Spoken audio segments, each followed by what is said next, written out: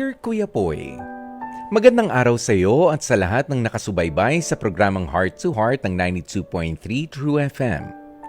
Ako si Edmar, 38 years old, mula dito sa Laguna. Masasabi kong maswerte ako sa asawa kong si Ana dahil naging magaan ang aming pagsasama simula noong nakilala ko siya hanggang sa naging ina at opisyal ko na nga siyang maging asawa. Childhood sweethearts kami ng misis kong si Ana, Kuya Poy, at since high school, kami na talaga. Masasabi kong mabait ang Panginoon sa aming mag-asawa dahil bukod sa biniyayaan kami ng malulusog na mga anak, ay may maayos at malago rin kaming negosyo. Sa tulong na rin ng parents ni Ana, ay nagsimula kami sa maliit na meat shop hanggang sa napalaki namin ito at nagkaroon na rin ng iba't iba pang klase na negosyo gaya ng catering services, ng milk tea shops, RTW, water refilling stations. Masasabi kong Kuya Poy na masagana at masaya ang pamilya namin kaya wala na talaga akong mahihiling pang iba. Tanging walang patid na pasasalamat talaga mula noon. Pero ang inakala kong masayang karanasan ay bigla na lamang nag-iba nang dumating nga ang pandemic.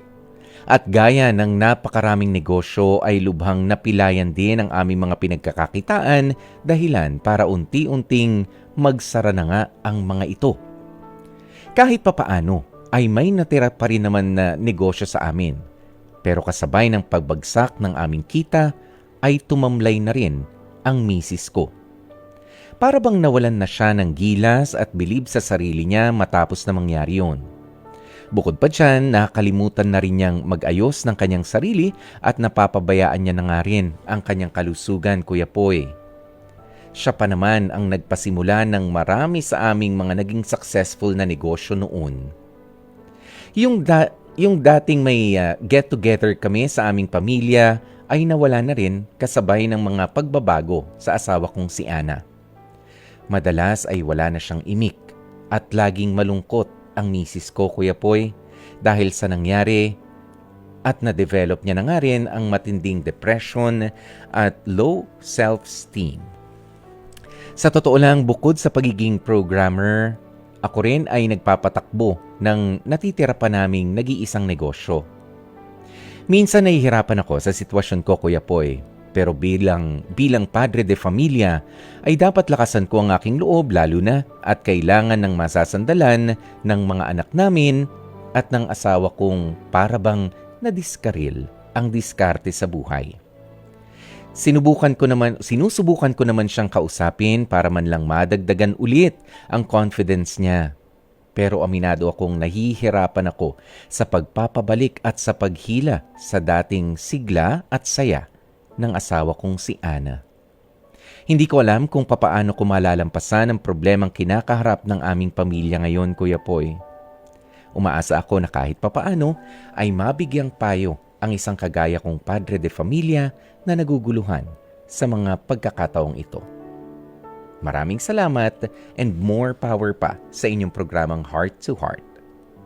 Lubos na gumagalang, Edmar. Dear Kuya Poy, Napakinggan natin mga kapatid ang kwentong ito ni Edmar at ng kanyang asawa na si Ana na napakasigla noon. Siya yung magilas at siya pa nga yung pasimuno sa pagbuo ng kanilang pamilya at ng iba't iba nilang mga negosyo. Pero talagang magpasa hanggang ngayon mga kapatid, kahit na nga tapos na ang pandemic, napakarami pa rin ang naapektuhan ng pagbagsak ng kanilang mga itinayong mga negosyo noon.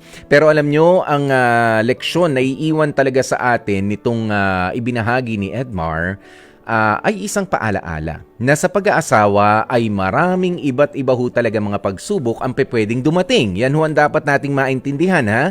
Ibig sabihin ba nito ay iwasan na natin yung mag-asawa? Of course not. Hindi tayo ganyan mag-isip mga kapatid dahil hindi naman araw-araw ang pagdating ng mga nakakalungkot na mga eksena sa buhay mag-asawa.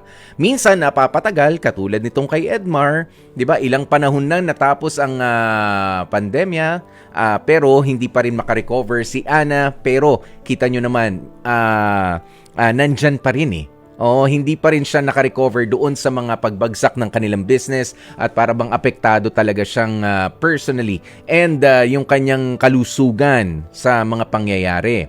Pero dapat po talaga nating isaisip na kumbaga parang tagtuyot yan, parang yung tag-init na naranasan natin, lilipas din. Uulan din naman. Pero para ding delubyo na babahain tayo, halos malunod na tayo, pero matatapos din. Basta't huwag tayo makakalimot doon sa pangakuan natin sa isa't isa, sa mag-aasawa, nung kinasal kayo. Sa hirap at ginhawa, in sickness and in health, to love and to cherish. 'Di ba? Ganyan, meron tayong mga pangarap na binitiwan sa isa't isa. Kaya minsan ba akala nyo yung pag-holding hands ay pakikipag-holding hands lang? Of course not. Yung pakikipag-holding hands natin nung mag-boyfriend tayo, mag-girlfriend tayo, ano bang pakiramdam nun? Para lang may payabang ka sa mga kaibigan mo na meron ka ng karelasyon at ngayon may asawa ka, magka-holding hands kayo, okay, ano na ba to? Parang kailangan ba na mag-holding hands? Dahil no, because we feel some kind of assurance kapag kahawak natin ang kamay ng mga minamahal natin, ng mga partner. 'Di ba? May assurance, it's an expression of affection, it's also an expression of security na hindi kita pababayaan kahit ano pa. Kaya yung simpleng paghahawak kamay, pag-holding hands ng mga magpa-partner, talaga hong very significant yan. At sa kahit ano pa mangyari sa kanilang buhay, hindi kita bibitiwan, kahit pa nga mahuli ka, kahit pa nga mamroblema ka, nandito lang ako. At Edmar, sa mga katulad ni Edmar, huwag bibigay ha, lakasan ng loob. At kung hindi na rin kakayanin, pwede naman ilapit mo na rin itong si Ana, tulungan mo na siya to seek yung professional help. Dalin mo na siya sa psychiatrist para magbalik na rin yung sigla niya. Okay? Mahirap na pinapatagal pa yung ganyan, hoping na magiging maayos.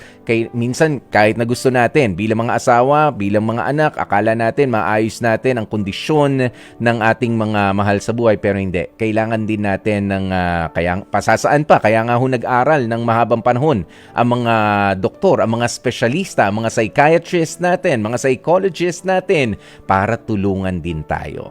Kaya naman, Edmar, good luck. Salamat sa pagtulong mo sa iyong asawa na si Ana. Thank you for holding on. Pero yun, humingi kayo ng tulong doon sa mga profesional, sa mga doktor, sa psychiatrist para mas maging masigla ulit at magbalik yung magandang kulay ng inyong pagsasama.